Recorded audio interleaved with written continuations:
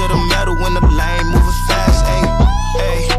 Let them all cross. If they hate, then let them hate and make a bigger boss. Hey guys, before we jump into the episode, I wanted to let you know it is brought to you by Revenova, the official TMS provider for the Freight Coach. You guys, I've been a broker for a long time, and the tools that are at your disposal with Revenova help you eliminate bouncing between systems, which improves your accuracy when you are managing multiple tasks throughout your workday. Plus, it's built into the Salesforce cloud, so your CRM is fully integrated with your TMS, eliminating yet another silo. In today's day and age, you are definitely concerned about the safety of your data. With Revenova, it's fully protected. They have cutting-edge security that keeps your information safe so you can focus on what matters most, and that's growing your business. Speaking of growing your business, with Rate and Lane IQ, you get real-time pricing and route recommendations, helping you optimize costs and improve operational efficiencies, which ultimately helps you make smarter decisions. If you are like me and have recurring shipments from non-EDI customers, they have intuitive cloning features that let you easily replicate previous shipments, saving both shipper and carrier rates with just a few taps. If you are ready to learn more, visit www.revenova.com to request a demo. Just do me a favor and let them know that the Freight Coach sent you. This episode is brought to you by SPI Logistics, the premier freight agent logistics firm in North America. For over 40 years, SPI has been diligently building the most successful freight agent network to provide first-class relationships for our shippers, receivers, and carrier partners. We are more than another transportation network. We are a dedicated team of professionals united by one singular purpose, and that is to expedite our agent success. All of our agents are set up for success on day one, as they are provided with a full suite of support staff that is ready to assist them with everything from after-hours emergencies to financial and administrative needs on a no-fee basis. This way, you can focus on continuing to grow your business. There is no financial risk to start, and you have the ability to earn up to 75% in commissions. If you are looking to take control of your financial future and build your business with the backing of one of the most successful logistics firms in North America, visit www.spi3pl.com to learn more. Do me a favor and let them know that the Freight Coach sent you. What is up, ladies and gentlemen? We are back. We are live. It is the Freight Coach Podcast, the top podcast in transportation, coming to you guys every single weekday, 8:30 a.m. Pacific, 10:30 Central, to break down some industry headlines. But most importantly, you guys provide some actual insight into what you can do with all of this information. If this is your first time tuning in, welcome. This is the real side of freight, ladies and gentlemen. And I say that before every single show. And what I mean by that is I only speak with transportation professionals, because at the end of the day, I want to talk to the right individuals who have done what you're looking to do, or who are currently doing what you're trying to achieve. So you can take that information, apply it, utilize it, and see a meaningful difference in your business and your life. Happy Monday, everybody. I got a very special guest for you guys here. I'm going to bring him up in just a couple of minutes because you guys know what we got to do. We got to start the show with This Week in Freight, powered by my friends over at DAT. Again, you guys, this is 100% viewer submitted. We do this 3 times a week: dry van, reefer, flatbed. The entire premise of this segment is to help you guys read freight markets and find stability. If you've ever been paying attention to the media or the social media, you guys understand noise sells. And it's not as volatile as you think. I'm never going to sit here and say it's not challenging at times, but you got to find the stability and bring that out to your guys' customers. So this lane we're breaking down today is a dry van. It is Allentown, PA, going to Indianapolis, Indiana. Now, no matter what, you guys, when I'm looking at this stuff, the first thing I pay attention to is miles, transit time, all of that stuff. This is going to be a great next day run for anybody out there. This is one of those lanes, though. You know how I always say miles matter? Friday to Monday isn't going to be that challenging to find a carrier on this one, because this gets drivers back into the Midwest. And if you've ever ran East Coast to Midwest freight, you know anything in the PA, New Jersey, Philly area, back to the Midwest, Indy, Chicago, stuff like that, it flies, all right? And I've literally moved this lane for 15 years, you guys. Like this lane performs well 12 months out of the year. Are there going to be pockets of tightness? There is on every lane that you move out there. But the fact of the matter is this lane is stable, okay? April showed 1258. We're back down to 1258 right now, right? There's a little spike out there in May. Again, as we're going through the 4th of July, this will probably increase this week out there. It'll probably taper back off mid to late July, I would say.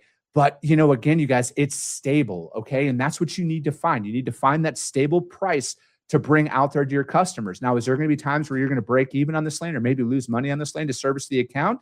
If you're a quality broker, you're going to do what you got to do to move the freight. But more often than not, you guys, there's enough capacity running on this lane where it's not going to be as volatile out there that some people are trying to sell you. Now, if what you're moving and you submitted this as 1 pick, 6 drops, like, yeah, it's going to look a little bit different out there. But if this is your standard 1 pick, 1 drop load, this is about as much of a power lane as I've ever moved in the entirety of my career.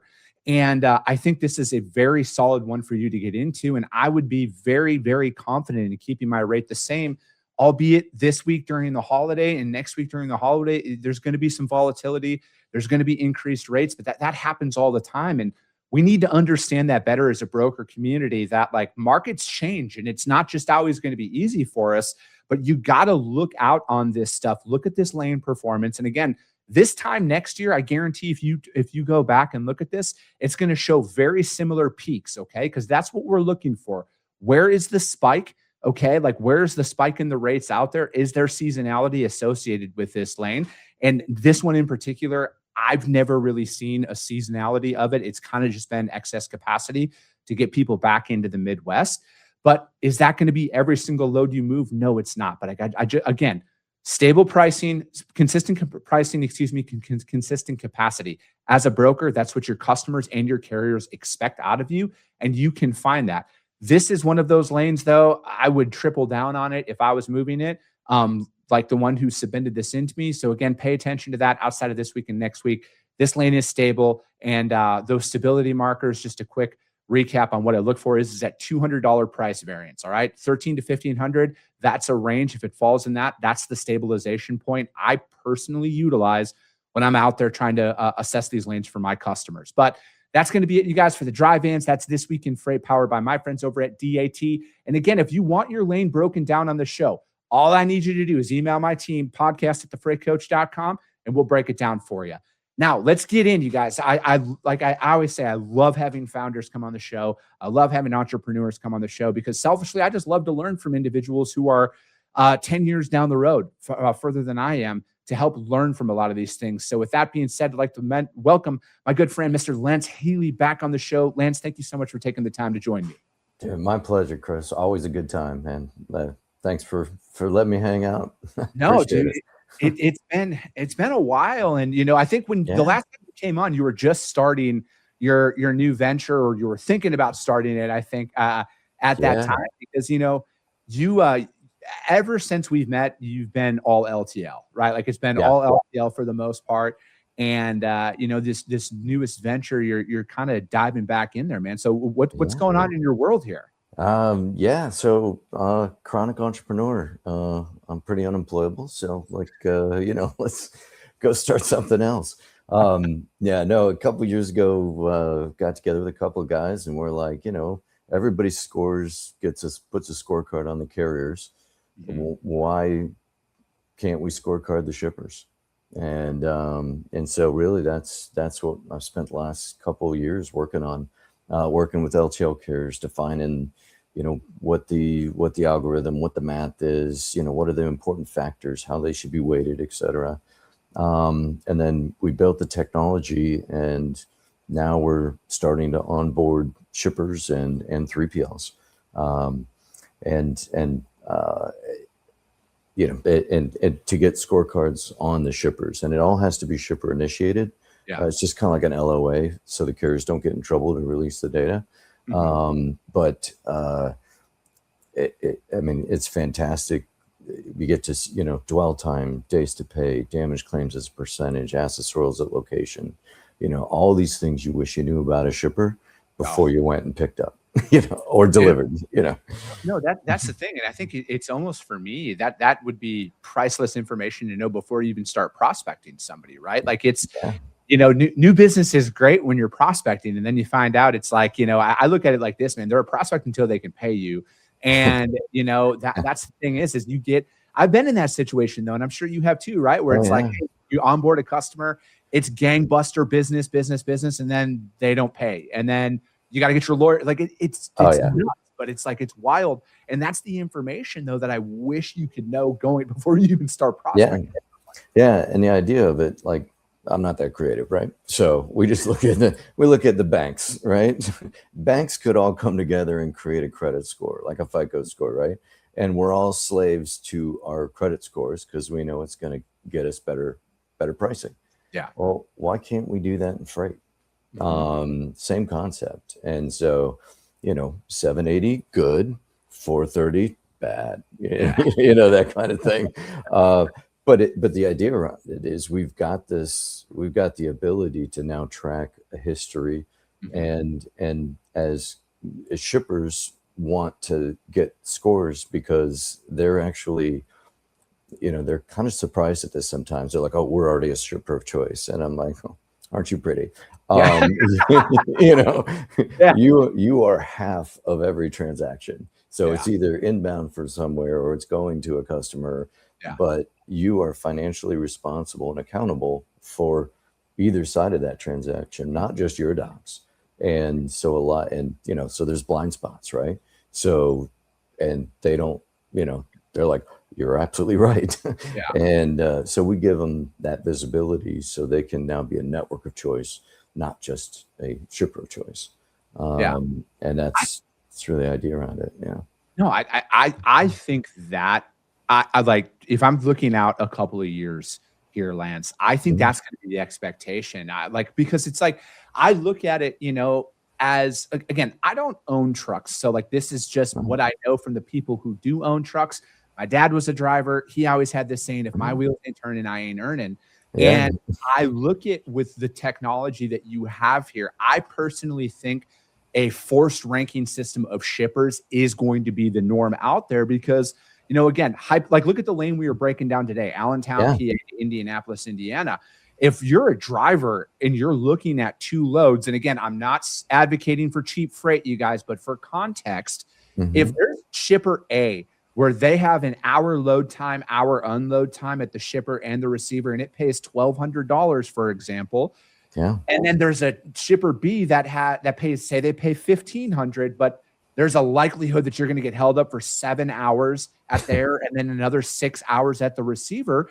You're going to take that $1,200 load because there's a higher probability of you getting empty and on to the next load. And I personally think what you've developed, Lance, that is going to be the expectation at some point. And with the visibility aspect of it, it's going to be a thing, right? Because, and then on top of that too, I know that when we're chasing business and what we were talking about here a little bit earlier, you think everybody you prospect, solid financials, they're going to pay you on time, all of that stuff.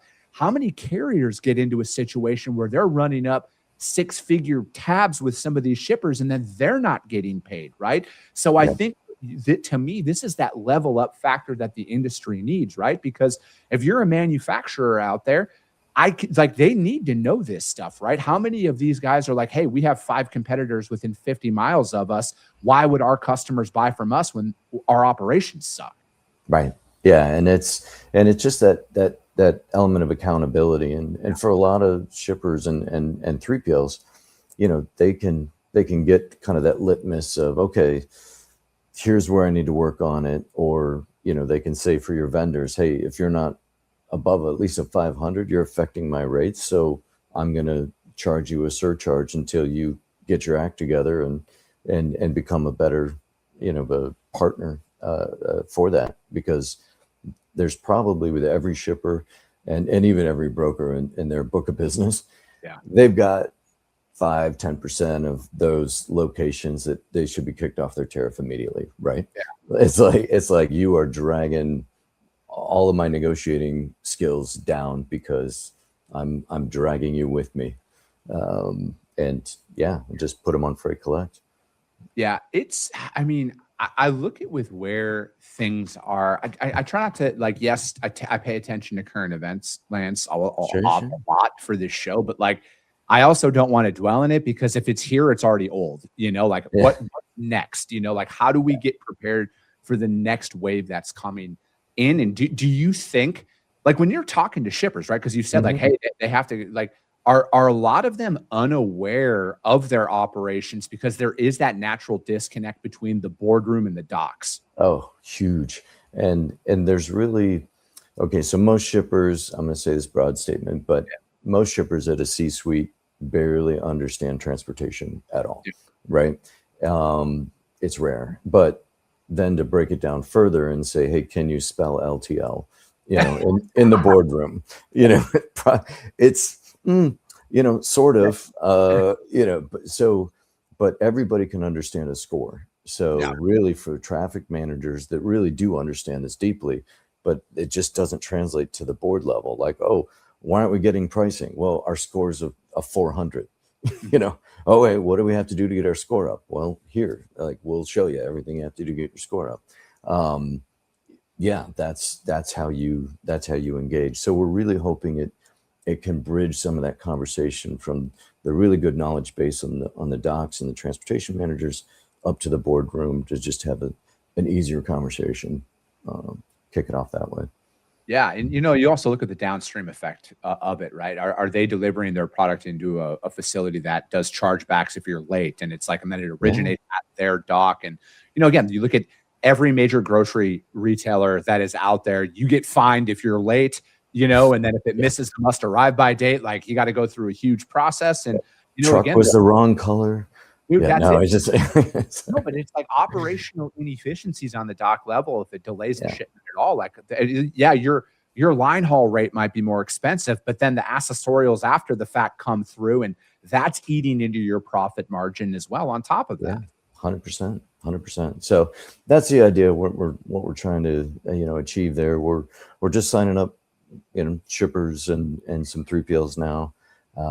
We'll probably go live towards the end of summer. We're just getting some more carriers on board to get their integration done, but they're like, hey, go bring me shippers first. And I'm like, okay, they got to justify the one-time integration, but no, that's cool. But let's keep me out of jail. No, I know. Right. I was in so like, what's been even from like the LTL, like you started out with LTL on this. Yeah. What is it just due to like the sheer volume of LTL pallets, that move across the country where it's like, hey, let's stay there and build this out to really get this thing humming? Yeah. Kind of the strategy on this is obviously I've been living LTL my whole career, but so that's industry I know, but within, 30 carriers, I've got 99.9% coverage. And very few people want to do LTL. Most people, you do LTL because you have to, right? Yeah. But but with that, just with a small amount of carriers getting integrated, I've got, basically a dock profile on nearly every dock in the US, Canada, or we'll open it up Mexico. So we've got a good start there. And then we're going to be able to say, okay, now let's create some factors for truckload, right? And drayage and parcel. And we've got different data elements and maybe different data sources, but we've already got a start. So that's where we're headed. But do you think that, with API connectivity, is that going to uncover? I mean, if you look at, misbilling and is that going to improve the accuracy? Because like, as somebody who I am, like, if my customers need me to move LTL, I'll do it. Right. But I am not an LTL guy at the end of the day. If I move 10 LTL shipments, I swear 9 of them have problems, right? Whether it's damages, misbilling, reclassification, it doesn't matter, right? Yeah, right. Do you think that this is going to improve a lot of that? Like, I know like the NMFTA released last year, like the re-standardization of classifications and all of that stuff. Do you think like this is just that next iteration in there to kind of clean that up? Because as an operator, to me, LTL has just always been messy, because it's like, hey, if it's 4 standard pallets, it's extremely cheap, but if it's 6 pallets, it triples, Correct. Right. It's like somebody pulled a rabbit out of that pallet. Yeah, right. Yeah, no, exactly. So this is going to help in, certainly from pricing perspective. We're hoping people, tie it into their TMS system. So as they're building the load, they can do like a quick soft query on the, what am I looking at, kind of thing. But I think, one of the things, the reclassification stuff that the NMFTA did was a good like a cupful, a scoop out of the ocean of complexity. But I think the thing that they've done that's really going to have a big impact for everybody that touches LTL is their new standardization of APIs. And I participated in that for 2.5 years with like 40, 50 people, from carriers to brokers to TMS people. And there were so many voices and ideas and things that came together. It's awesome. Like the new APIs are absolutely freaking awesome. And I will say, as a super LTL geek, that I feel your pain on the complexity. One of the things we did as that group was we standardized all the accessorials, we standardized all the exceptions, we standardized all the billing nomenclature, because right now every carrier kind of has their own list of everything, and we're like, this is a go rodeo. Like we gotta bring this together. So in addition to a ton of really good new functionality that's being empowered through these APIs, just that standardization bit alone just will make back office operations so much better. And AI, as people apply AI to different processes, AI loves standards. And that just makes that all of that just help. So yeah. I was gonna say, do you think, like, because I think like there's not a lot of shipper technology out there, right? Like there's a couple of shipper TMSs, and and again, it back down to whole, like, everybody's system speaks differently. And then there's also a large group of shippers out there that don't utilize technology at all, right? So it's like, how do you overcome, from your standpoint, how do you overcome that software friction, or just like that basic understanding of stuff? Because before I started doing this show, and before I started interviewing a ton of people on the freight tech side, learning about APIs, learning about standardizations. I mean, I've had Keith Peterson from the NMFTA on the show multiple times, breaking all of that down. And because it's like, hey, we can have all of this great technology as a broker or a carrier, but if the shipper doesn't see the value in it, how do you overcome that, Lance, to get that buy-in on their side to want to standardize their entire operation? Yeah, well, one of the factors in the shipper scores that we're doing is digitization. So if a shipper is manually doing bills of lading, and there's a different score from EDI to API to EBOLs. So depending on their level of adoption, they earn more points toward their score. So there's some accountability on that side, but really it's these massive old legacy systems that the shippers are using, and there's not a lot of incentive for them, because carriers will just tolerate it or pad their pricing because they know this is going to be a nightmare, because now you want me to go into your portal, to do a billing dispute, which carriers love that. Who doesn't want an one-off workflow? That's brilliant. So, and that's the other thing is, okay, shippers adopt technology, and they adopt some really crappy technology, and that forces the carriers to jump through hoops, and the shippers just like, well, we don't care. I guarantee you every carrier is padding your price with a general rate increase or something to accommodate for those hoops. Those hoops aren't free. But anyway.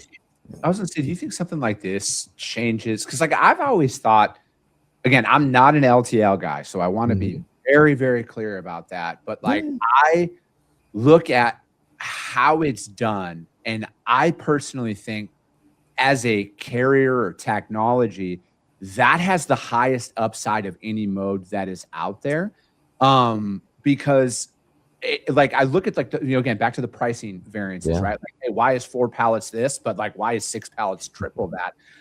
Do you think there's going to be a standardized pallet pricing space future where it's like, hey, as long as it fits inside of this box, your rate's going to be $50, hypothetical number, all of that stuff?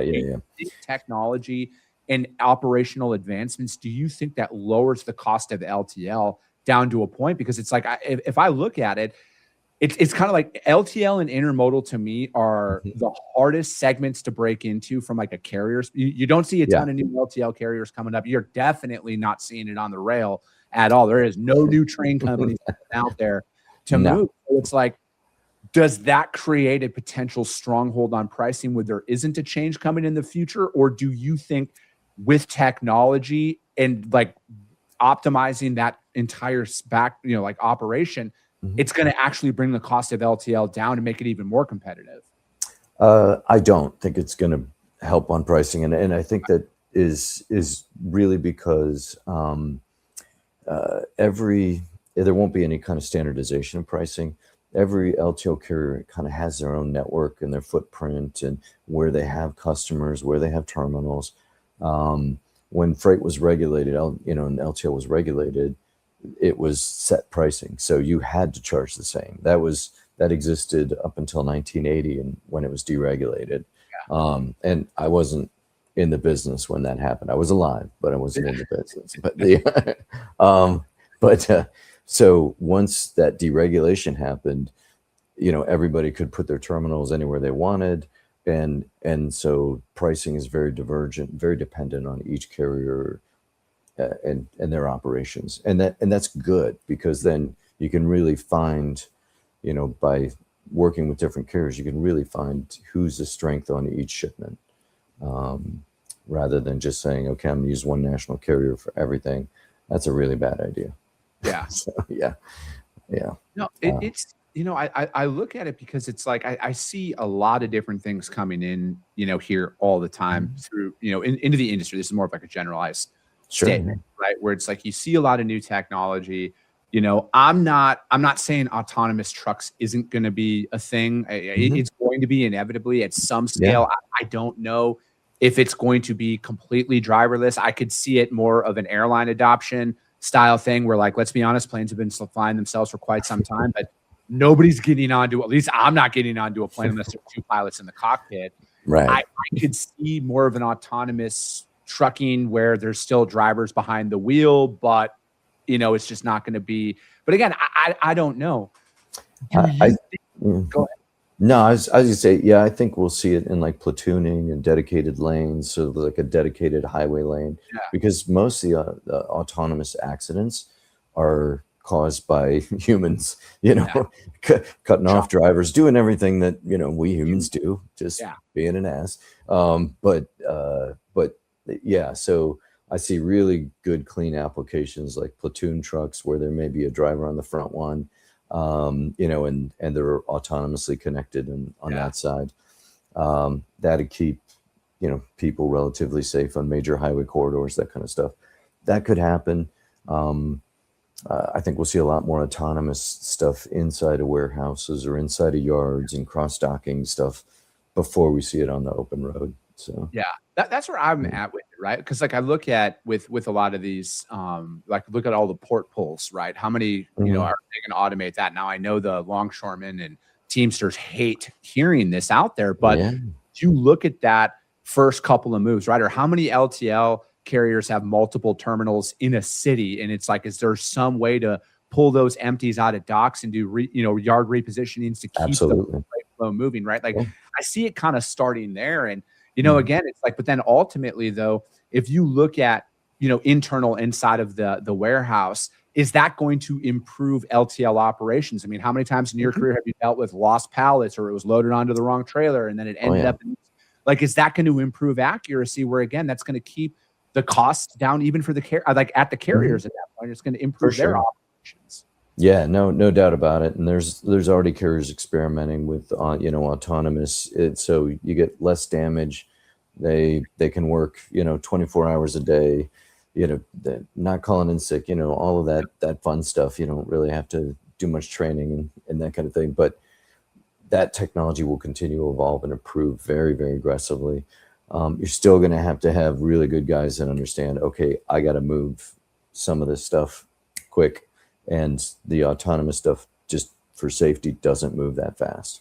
But it'll continue to go. And carriers will get savings. Doesn't mean they're going to share them with the industry. you know. So, I'm a capitalist, right? Like I want people to make. You got to find your competitive advantage out there, right? Like I think in today's environment, I mean, like let's be honest, this is every industry is highly competitive. It doesn't matter. Like I know we live in trucking, so we want to think we're overly saturated with it. We're the only industry that experiences stuff like this. But it's like I think that's what I love the most about with where technology is, Lance, and where it's going is it's going to, like, as a founder, I'm going to be able to build a lot leaner team, not to make Chris Jolly more profitable as a man, but like, dude, I'm going to be able to really, really grow and scale and build up my war chest with the right automation that's in there. So we can go out there and be aggressive in the market, and we can offer better prices because we are able to keep our head count and our overhead down because we have the right automation behind the scenes. Like my very bold goal is to build a $100 million freight brokerage with 10 people. Awesome, man. 10 total people. I think with the where it's at today, it can be done, but in a couple of years, it's going to be a thing. Yeah, there's no question. I'm at the SMC3 conference down in West Palm Beach, and they just had a keynote there talking about AI, and he said there's 40% productivity improvement for somebody that's using AI, you know, as a teammate. So you have the sum total of, you know, human knowledge there. So you can have, you know, your advisor here and, you know, assistants and everything. And it's like a 5X, you know, kind of return on that, where leveraging it, what you can do with it if you're using it right. And that's only going to get better. So yeah, I think those that are leveraging it, totally realistic goal. And I'm cheering for you, man. I appreciate that. Yeah. And I think that it's out there, right? I don't have the roadmap built. I'm building the roadmap as I go here. But it's like I see a lot of operationally what we're doing, even from like a sales prospecting perspective. That's where we utilize AI the most, right? Like we can get all key data points that are out there. And I mean, we just signed up for a new lead generation software. It's a company called Optym, and it's insane the amount of data that is inside of that, right? So it's like I'm getting more and more bold with my goal on like what we can build this up to, because the data is there, man. And you can literally, you do not have to spend a fraction of the time building loads, like tracking loads. Like you can automate so much of that. And again, that's going to but I will always say the only thing that will never be automated is a carrier calling my company and a customer. They will always speak to a person. I've heard from all the AI bros out there about how that's wrong. The beauty of listening to a guy like me, I have everything on the line that says I'm going to make myself right. So we're going to go with that one. It's recorded. This has been recorded. Yes. But I agree with you. I think the relationships is what you don't want to automate, because it's still about choosing who you want to do business with, who you want to build those relationships with. And if everything's just transactional, price driven, that's not gonna last. Exactly. It's tough to build a business like that, you know. Yeah. Only as good as your last quote. I feel you there, man. Well, hey, Lance, I appreciate your time. I want to be mindful of it. This flew by as it always does every time you're on, man. But how does anybody reach out to you to find out more about what you got going on? Stop by FreightFacts.io. Reach out to me, L Healy at FreightFacts.io. Love to talk more, share information, do a demo, whatever. Yeah, perfect. Happy to help out. No, I appreciate it, man. And if you guys can't find Lance or FreightFacts out there, hit me up. I will gladly put you guys in contact with them. That's going to be it for today, ladies and gentlemen. As always, if you got value in what you heard and you're not subscribed, subscribe to the show, you guys. And if you're feeling ambitious, rank it on iTunes and Spotify, because if you see value, your network's going to see it as well. I appreciate you guys. I love you guys, and we'll be talking to you soon. Came back with a bang, window down, yelling out money, anything. Hey, ooh, got the foot on the gas, pedal to the metal when I'm getting to the back. Hey, got the foot on the gas, pedal to the metal when the lane moves.